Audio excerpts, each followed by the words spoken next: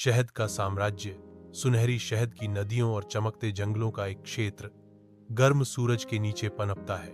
शांति और समृद्धि के इस स्वर्ग में एक युवा सुपर भालू अपने पिता राजा बेरोल्ड के साथ आनंदपूर्वक खेलता है।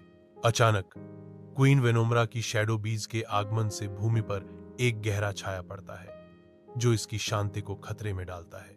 बुजुर्ग उल्लू सुपर भालू को फुसफुसाते जंगल में गहराई तक ले जाता है, जहां भाग्य उनका इंतजार कर रहा है। 12 साल बीत जाते हैं।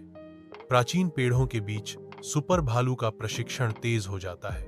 उसका दृढ़ संकल्प जंगल में गूंजता है। बुजुर्ग उल्लू शुरू करते हैं, मैं तुम्हें हनी किंगडम के अतीत और तुम्हारे पिता की मृत्यु के बारे में बताऊंगा। सुपर भालू का संकल्प और दृढ़ हो जाता है, मैं कसम खाता हूं कि मैं अपने लोगों को बचाऊंगा और हनी किंगडम को वापस लाऊंगा। अंधेरे हाइव क्षेत्र के हृदय में रानी वेनोमरा अपनी शक्ति का प्रदर्शन करने के लिए तैयार है।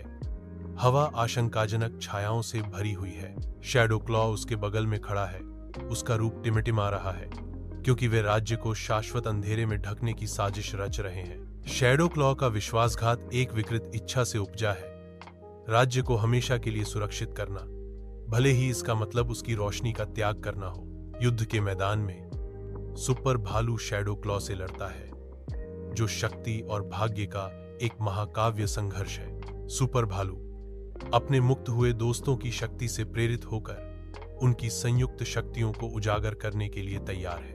वेनोमरा के काले जादू से सशक्त शैडो क्लॉ पूरी दृढ़ता से खड़ा है, एक दुर्जेय प्रतिद्वंद्वी, परिवार और कर्तव्य के बीच फंसा हुआ। मुझे फैसला करना होगा, अपने भाई को बचाऊं या राज्य को।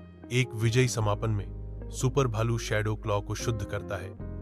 उनकी एकता में उनका बंधन फिर से बन जाता है। एक साथ भाई एंट दर एंट हनी किंगडम के पुनर्निर्माण के कठिन कार्य को शुरू करते हैं। हर पत्थर रखने के साथ पूरे देश में नई उम्मीदें खिलती हैं।